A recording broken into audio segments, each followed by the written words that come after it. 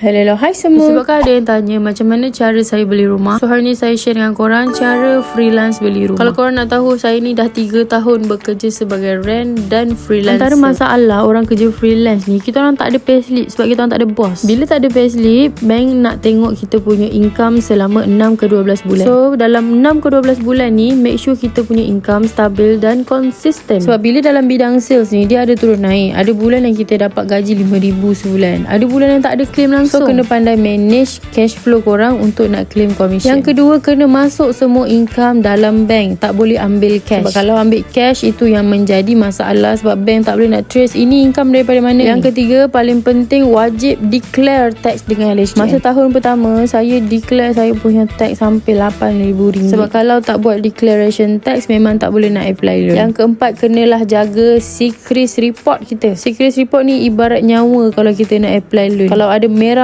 dekat secret report saja, itu pun dah membuatkan kita punya loan susah nak approve. Yang kelima, kena ada bank statement selama 6 ke 12 bulan. Bank statement tu pula jangan ada transaction yang pelik-pelik. Contohnya duit banyak keluar daripada duit banyak masuk. Yang keenam, you kena ada saving proof. Tak kisah duit simpan dalam tabung ataupun you simpan emas ke ataupun dalam tabung haji, make sure ada saving. At least 10% daripada harga rumah yang kita nak beli. Nanti kita kena check juga kita punya komitmen. Komitmen tak boleh tinggi sangat. Kalau kita dah banyak komitmen, kita punya DSR tu akan overstretch. Bila DSR sangkut, memang susah untuk kita nak lepas loan. Masa saya beli rumah ni, komitmen saya hanya rumah pertama sahaja. Sebab kereta saya dah habis bayar dah. Tapi sekarang ni saya dah jual dah pun rumah pertama saya. So komitmen saya hanyalah rumah kedua sahaja. Yang ke-8, perlulah bayar zakat ataupun carum EPF. Dua benda ni tak wajib, tapi bila you buat, dia akan menguatkan you punya profile. Dan last kali, yang paling penting adalah pemilihan rumah. Kalau macam saya prefer beli rumah subsale sebab saya dapat harga yang below daripada market value. Dan kawasan ni pun dah matured. So in case kalau saya tak nak duduk sini, saya senang nak jual sebab saya dah tahu transaction kat sini dan demand dia macam mana. Tapi kalau you all prefer rumah yang low entry cost, better you ambil rumah projek. Kalau beli rumah projek, tak wajib untuk kita sediakan 10% deposit. Dan kos-kos je pun banyak dah developer belanja. Sekarang ni saya handle ada projek yang booking 100